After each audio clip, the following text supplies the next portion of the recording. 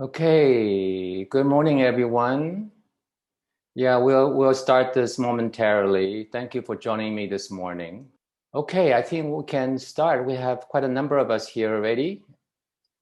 Yeah, why don't we get started? Let me share my screen here. And I think this is for me, it's a very, very important topic. Hold on.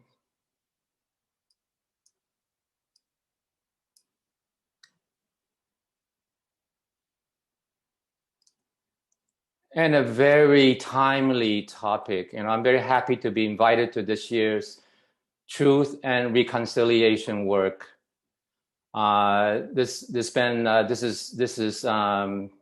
was initiated by Numila and her husband Vijay and a few other partners. This is the second year running. Truth and Reconciliation. And why is this so important? When they asked me to do this session, I say I put my hand up right away because we find ourselves living in a world where truth and reconciliation, where truth is increasingly short supply. Trust in government and institutions are at an all-time low, and where humanity faces the existential crisis, not just from the encroachment of AI, which in every aspect of our life, and that's coming up very quickly, but from the increasing deep disconnects that we have with our environment, with each other, and with ourselves. There's a lot of work to do. We have a lot of work to do as humanity to rebuild trust, to reconcile our differences, and indeed to restore humanity. And this has to be done from the inside out. Again, thank you for joining me this morning in a very, very important topic. Okay, a bit about myself. I've been through, crisis in my life as well, and many transitions in my own life, in my career, and my life. A family tragedy about a dozen years ago changed the course of my own life, and life took on a very different trajectory. Since that, I've been embarking on this journey as a social entrepreneur and as a philanthropist. This is where I found my calling and my purpose in life. People ask me, when you say you're a student of spirituality, what do you mean? And what I would say is, as a student of spirituality, I am not particularly religious. I'm just spiritual. And what does being spiritual mean?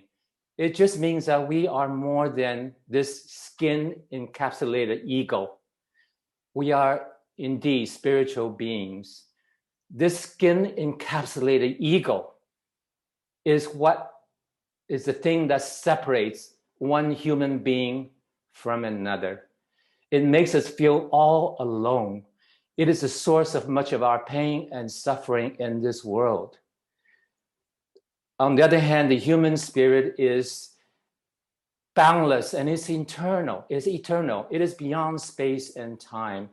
It has infinite creative potential. Yes, each of us has infinite creative potential. And today's talk is about how we can discover that in ourselves. As a seeker of truth, I've searched, over the past dozen years already, probably most of my life, searched far and wide and deep, as far back as the dawn of human civilization, seeking the truth about the nature of human suffering, the mysteries of life. That is happiness, that's our health, that's our wisdom, well-being, and meaning. Issues that are uniquely and deeply human. And what I found myself, and that I've since found myself at the doorsteps of the deep human. And I'll talk a bit about that. And for those of you who are wondering who this gentleman is on the screen on my right, This is, for those that you don't know, this is Professor Muhammad Yunus. He's, those of you may know him as the founder of Grameen Bank. He started the whole microfinance industry, if you will, the whole microfinance trend. And he started out as a social service, right? By lending, small amounts of money, $10 to $20, to the poorest of the poor, mostly women, and mostly women entrepreneurs. And this is in Bangladesh. With the Grameen Bank, you may have read about him. He got millions and millions of people out of poverty. For that, he won the Nobel Prize. I consider Professor Yunus my mentor in the social space. So the other thing I want to talk about is mentoring, right? I pretty much, in most of the crucial junctions in my life, I have mentors who helped me and guided me through those inflection points. But today we're going to talk mostly about the deep human. So I've been on this journey as a social entrepreneur and philanthropist now, 11 years and running. Since then, I've started or co-founded 6 or 7 nonprofit social enterprise and social movements, all around, a lot around youth, education, mental well-being, and human well-being. The latest one, of course, is Asia Institute of Mentoring, where I want to bring mentoring to the forefront here in society, to put a spotlight and to start this pay it forward movement via mentoring, so that we can uplift the human spirit. And this is my motto in life, is to plant more seeds of happiness, healing, transformation, and well-being in the world through these very different initiatives that I started or co-founded. Started with my family foundation, the Whole Tree Foundation for Youth Wellness. Okay, let's go back to the dawn of civilization. The human race has been on this earth for millions of years. We have come a long way since our first ancestors, our early ancestors, appeared on the plains of sub-Saharan Africa. We went from hunter-gatherers to an agrarian society, of course, to an urban society. Up to 70% of the world now living in cities, in the urban areas, right? Versus maybe 10% just barely, less than 100 years ago. From an industrial economy to the knowledge economy, the digital economy. And now we're in the age of intelligent machines. In fact, we are in the 4th industrial revolution, right? That has already started with artificial intelligence, robotics, big data, Internet of Things, personalized medicine, commercial space travel. Just read about, I'm sure, Jeff Bezos and Richard Branson, has made their first commercial flight into space.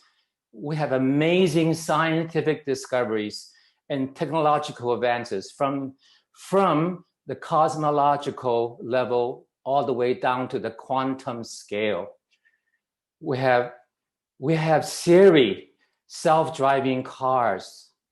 Those are coming, Consumer robots, AI chatbots. Pretty much every website you go now has a chatbot that you can chat with a machine behind that, not a human being.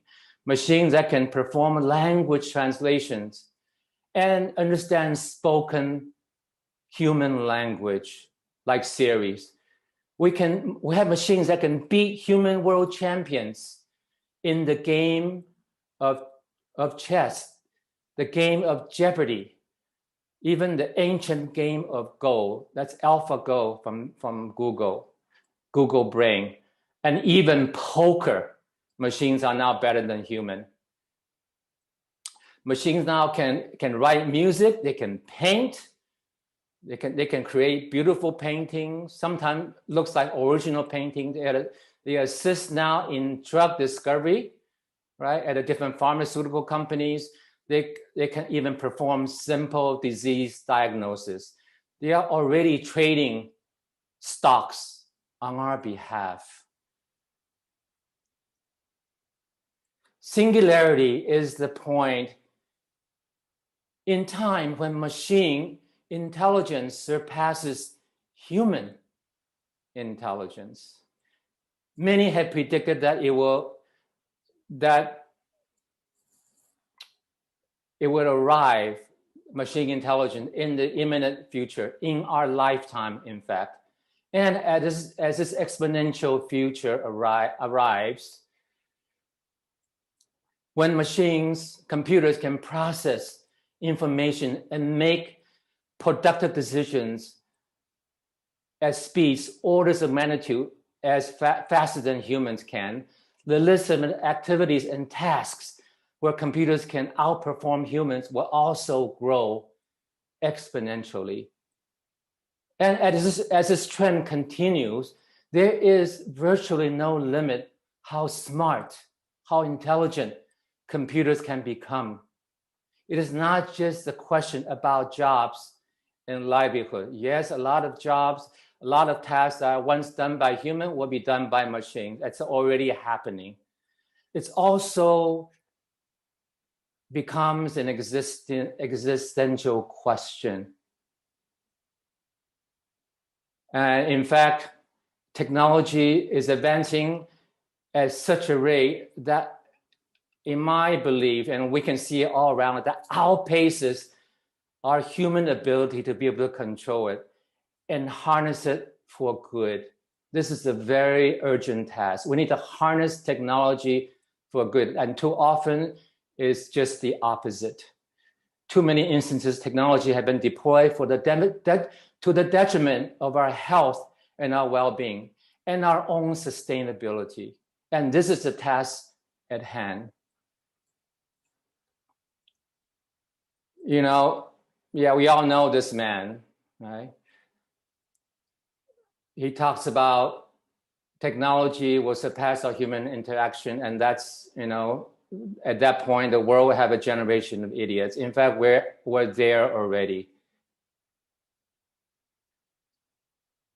Because alongside with all the advances in technology and prosperity that we're facing, yes, there's prosperity for sure. We have all the challenges that we face now: population explosion, poverty, hunger, violence. We see that all around us, conflicts, wars, you know, a widening chasm between the haves and the have-nots, the 1% versus the 99% of the world. Global warming, environmental degradation, ecological devastation. Global warming, climate change is not something that will happen in 50 years or even 20 years' time. It's happening now. We are seeing it, right? And that's the existential crisis that we're all facing now. The planet's resources have reached a choking point. Water, clean air, energy, arable land, food supplies.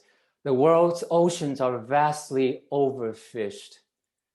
Many species of life, both on land and in the sea, have become extinct. And for the surviving species, the world has become quite a dangerous place.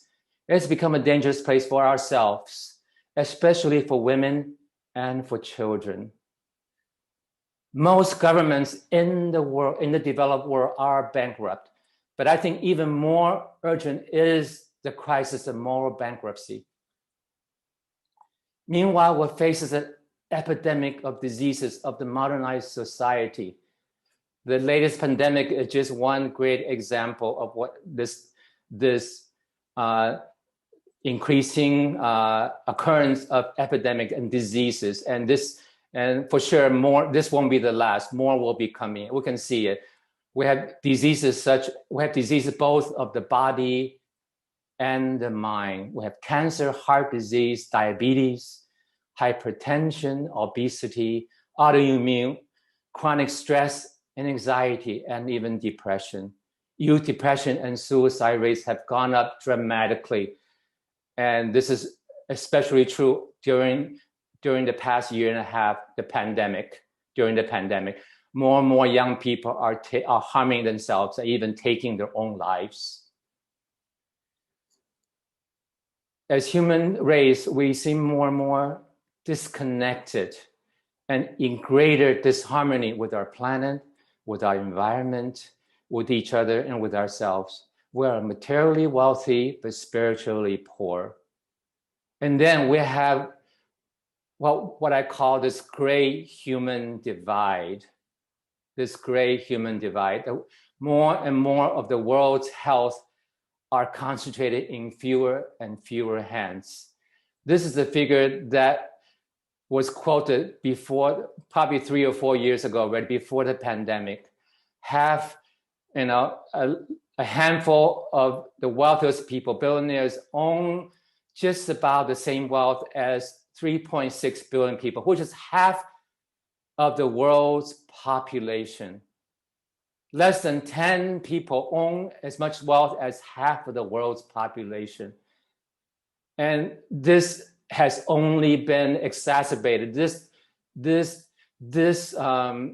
chasm has certainly been exacerbated during pandemic as well. And we can see that all around us. Those are at the base, what we call the base of the pyramid, are the ones that are most affected by the pandemic.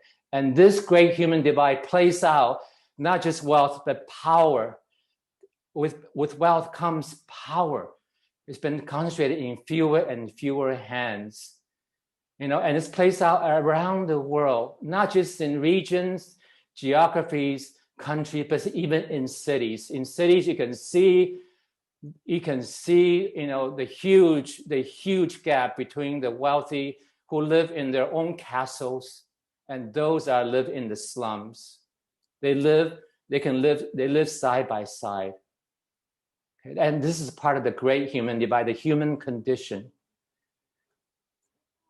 So what can we do about it? What can we do about this great human divide? What can we do about the work of truth, bringing truth and bringing reconciliation? How can we restore humanity?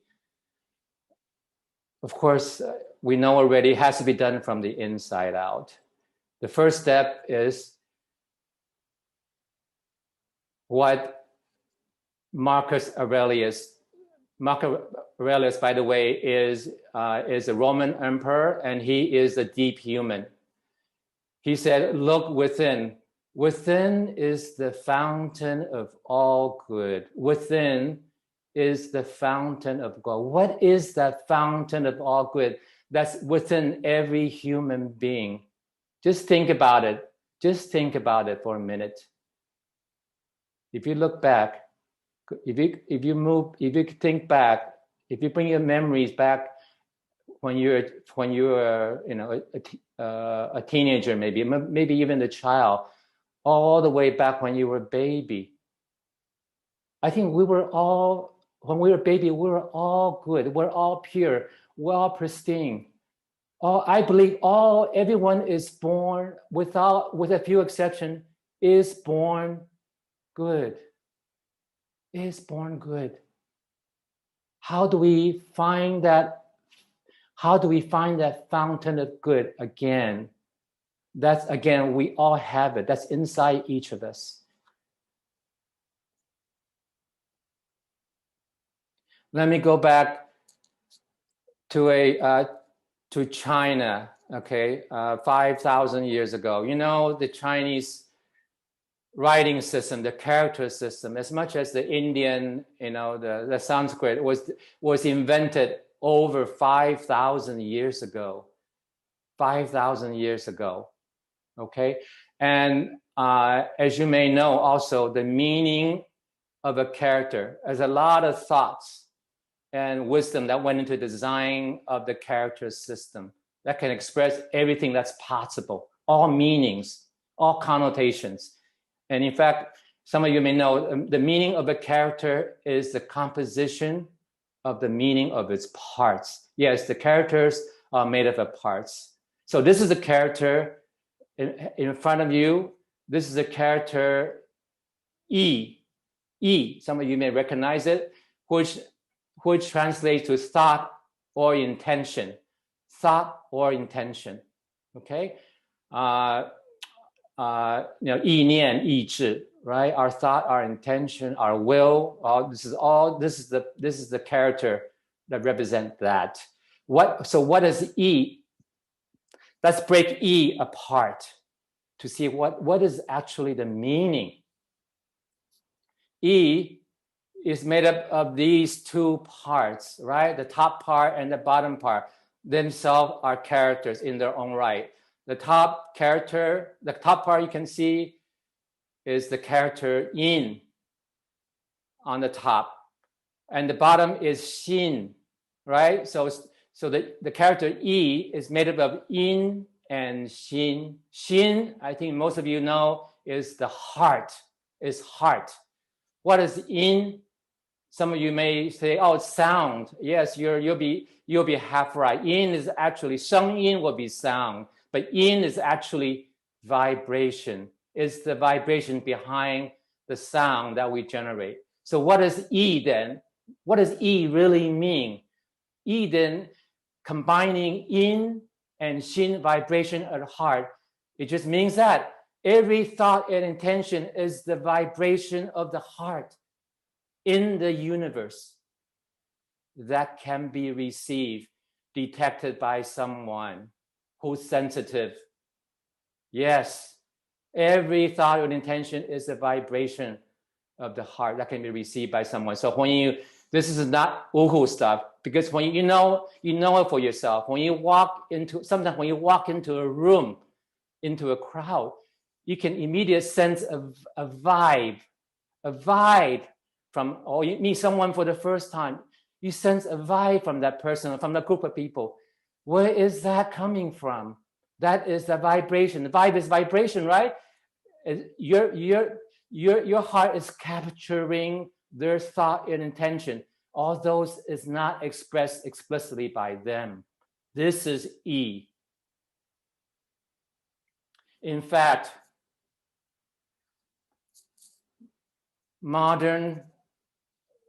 our ancestors are 5,000 years ahead of us of science and technology. In fact, modern science has shown us we can now measure the vibration of the human at different parts of the human body.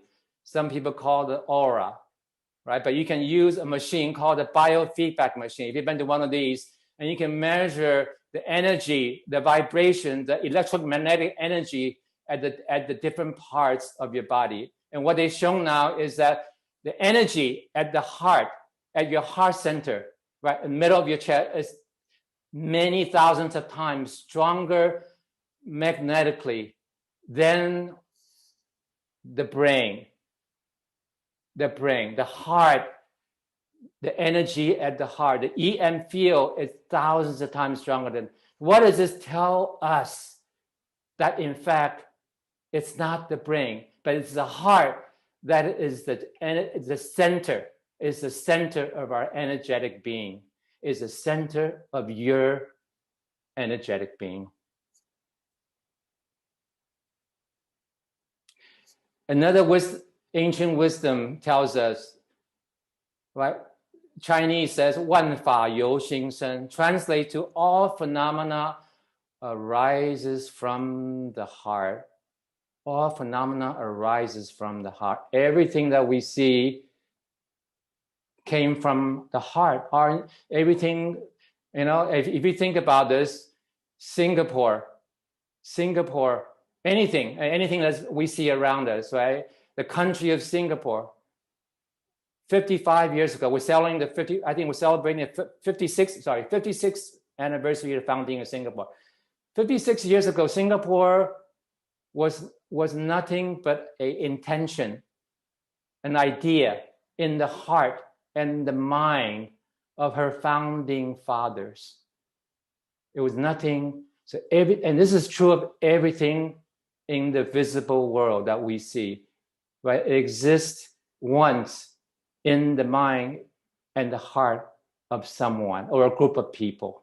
This is what we mean by 万法由心生. If your intention, if your will is strong enough, you can manifest from that, from what's visible, invisible, into the visible. This is a very, very important point. I'll come back to this again. And in fact, we know now the heart, in fact, is the source. It's a source of so many. It provides the energy to our imagination, our insight, our inspiration, our intuition, our intention, our ingenuity. The heart is the source, is the energy that gives rise to all what I call the 6 eyes. The 6 eyes. Remember this. Eckhart Tolle, some of you may know him from the art. He wrote a few books. I consider him a modern spiritual teacher in Art of Presence, which sold millions of copies on New York Times Cellular. Some of you, I'm sure, have read this. He talked about being as least as interested in what happens inside you as what happens outside. If you get the inside right, the outside will fall into place. And this is the inside out approach that I've been keep on coming to. And this is the theme of truth and reconciliation. It's inside out process. So we already know what's inside, right? The inside is, first of all, it's heart. It's your heart and your mind. Inside also, if you look deep enough, is the fountain of all good. It's the fountain of all good. Let's look a bit deeper. I call this,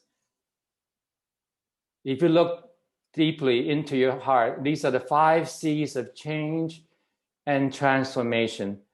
For me, these are the deep human manifestos, right? These are the 5 C's are compassion, courage, curiosity, commitment, and calm.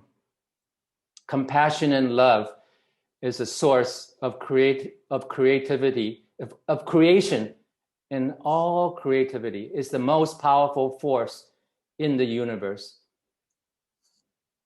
Have the courage, right? Have the courage to be different, to take a path less traveled, courage to embrace change, courage to be the change. Curiosity is wondering why things work. What's beyond the hills? Have an appetite for learning new things and seeking new experiences. It's about staying hungry and staying foolish. That's a Steve Jobs line.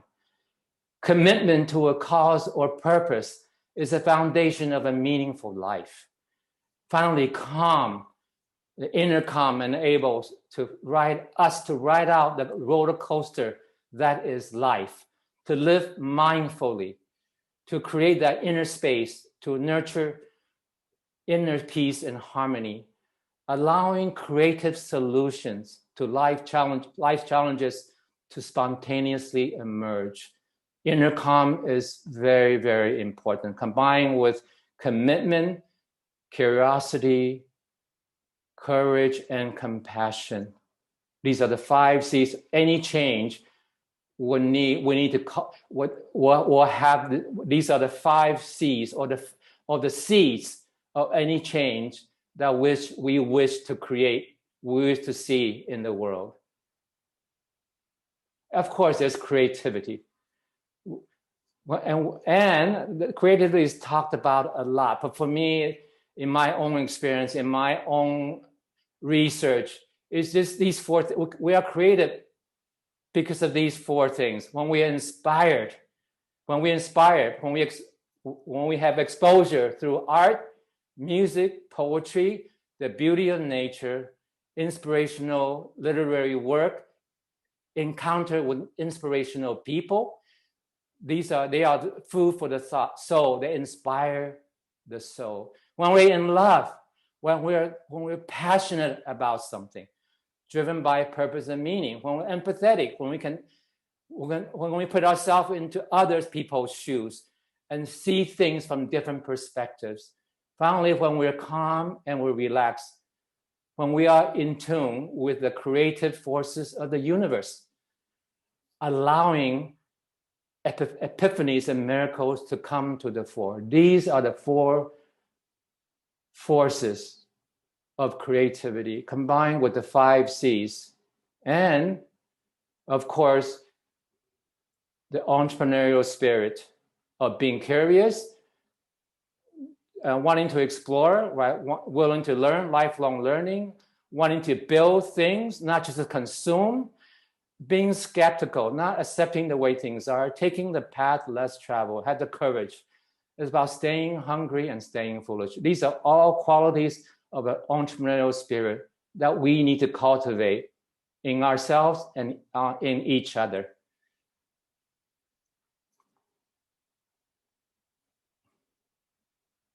And I want to go to Lao Tzu again. Lao Tzu, who lived again about 2,500 years ago. He's considered now one of the greatest philosophers, if not the greatest philosopher in the world.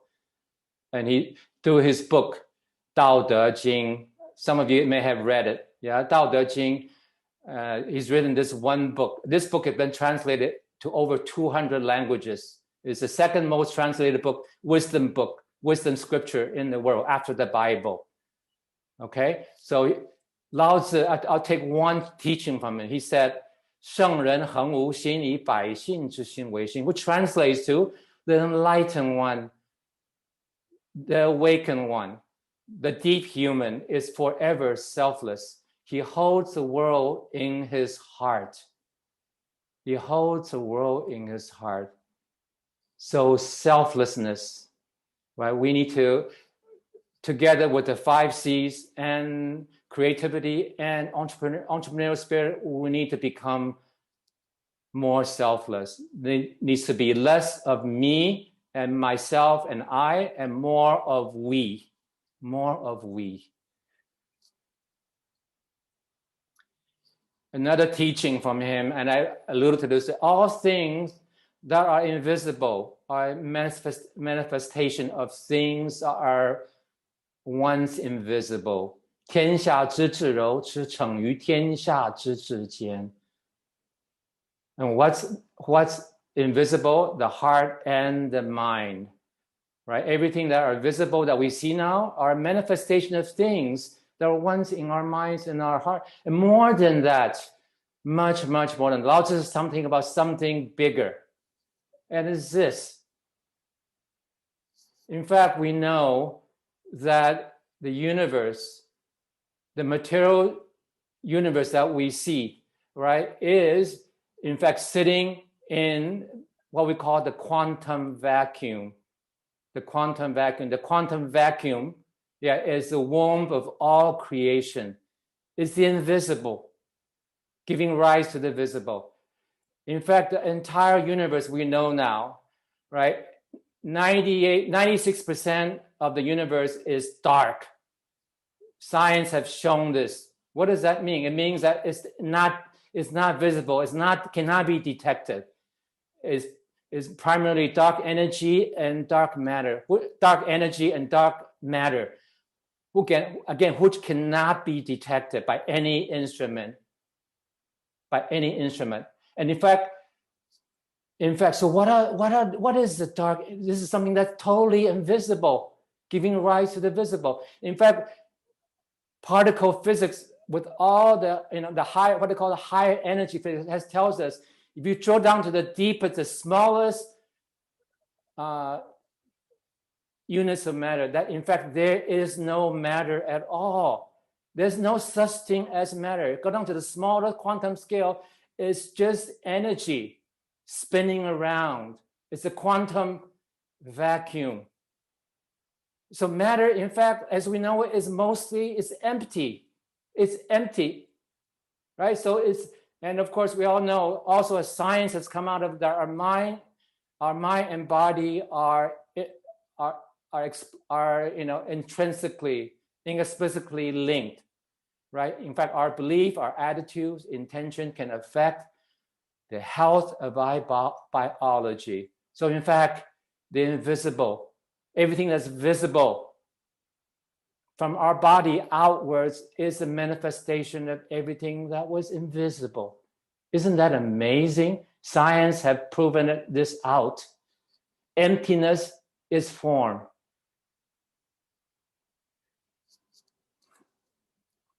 I came across this article recently, McKinsey, written by McKinsey, yeah, by this lady, Jonah Barr. She talked about centered leadership.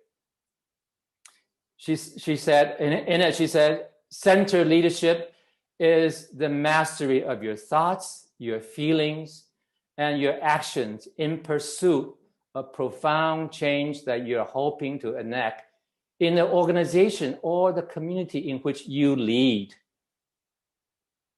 What that means is to be at the best, at your best most of the time, more of the time, to feel that you're both grounded but able to get above the fray.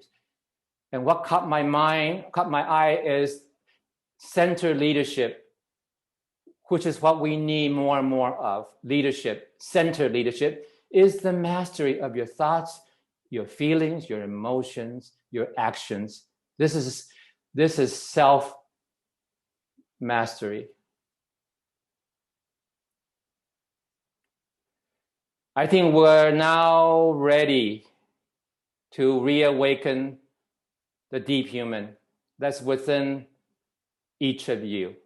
We're ready to reawaken the deep human. And what is, first of all, the deep human is first and foremost heart-centered. You see my heart in the middle? The deep human is heart-centered because the heart is the center of our energetic being, is a source of all the creativity, the six I's and the 5 C's that we talked about. The deep human is the master of the self-mastery, mastering the body, the heart, and the mind, right? It's the mastery of our thoughts, our feelings, our emotions, our action in pursuit of the profound change that we seek. The deep human is the master change maker. He or she is the creator of destiny because he or she understands deeply the life forces that drive change and can harness the invisible resources that's inherent in the evolutionary dynamics of the space and time to create positive change. Master change maker, creative of destiny. You can harness the invisible resources.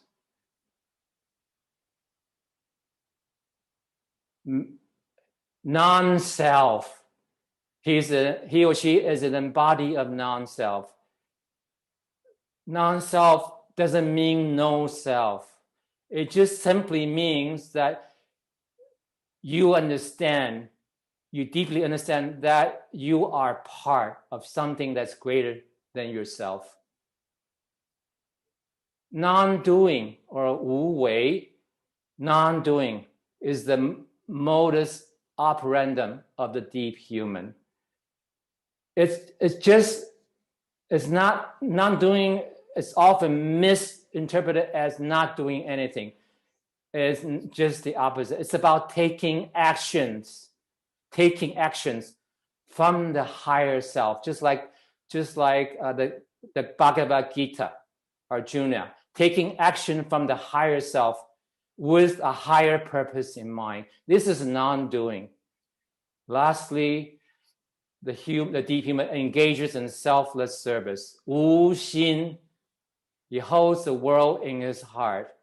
So self-mastery, a master change maker, embodiment of non-self, perform non-doing, right? Duty in service of the higher self and the higher purpose. And lastly, doing all with a selfless service in mind.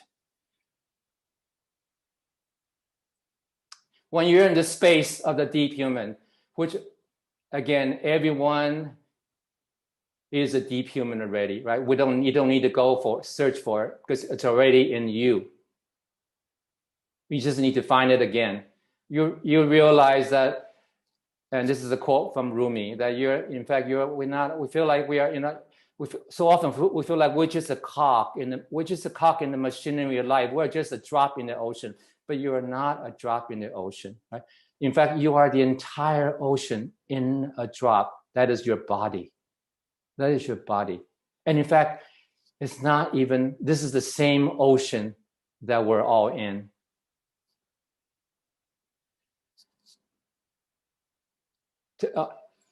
I want to take us back now to 8,000 years ago. And some of you who study I Ching, right? I Ching is one of the oldest wisdom scriptures.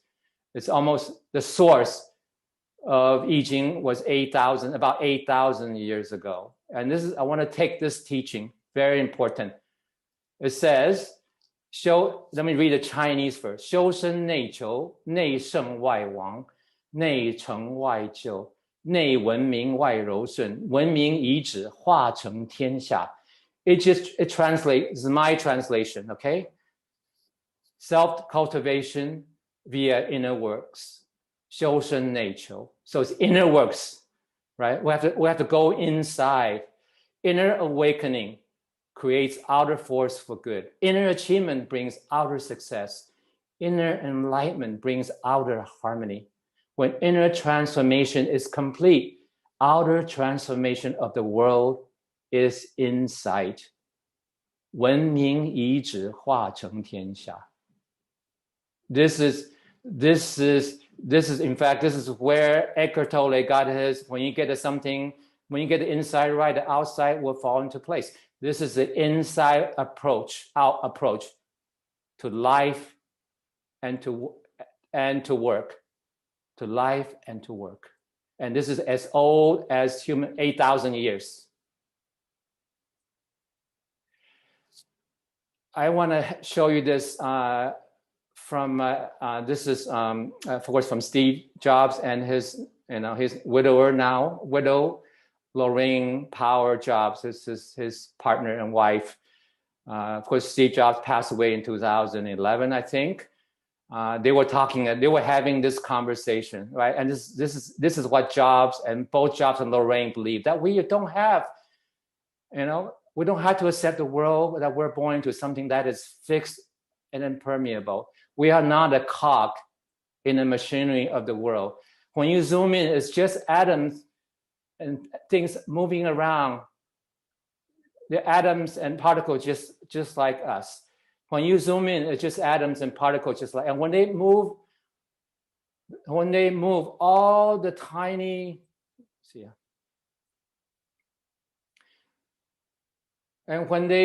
and they move all the time, and through energy and force of will and intention and focus, we can actually change it.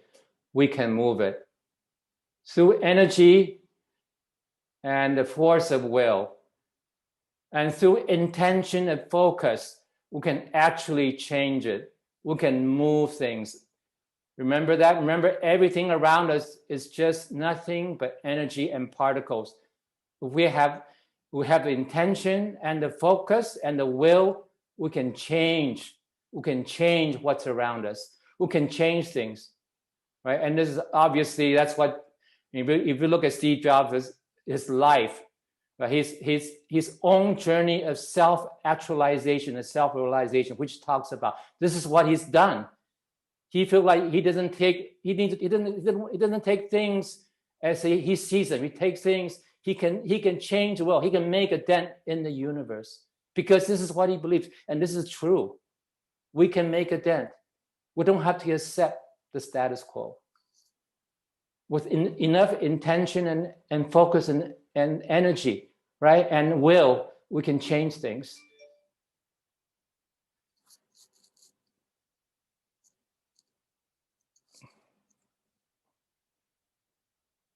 You know, I love this. I love this, and each of us will know who we are. But but to go back to the point of today's talk, you know, I think global transformation, and I firmly believe this, that global change and transformation begins with personal change, personal transformation, right? So, you know, change is all around us. Change is within us. Change is within you. Right? You're not the same person now as you were when we began this talk. Your brain has grown new neural circuitry. The body, which seems solid, fixed, and immutable, it is in constant metamorphosis. At every instant, old cells die and new cells are born. You get a new liver every 6 weeks, new skin every month, new stomach lining every 5 days. Within a year, 98% of the matter in your body is recycled. You get a completely new you every year, literally, not just metaphorically. You are already a paragon of change. So embrace change, be the change. Thank you. Thank you all for joining me this morning. And I also want to thank Truth and Reconciliation Work, Vijay, Nanilma, and the whole group for starting this initiative. Do sign up for some of the other events that are happening during this whole week. Yeah, God bless you all and have a blessed day. Thank you very much.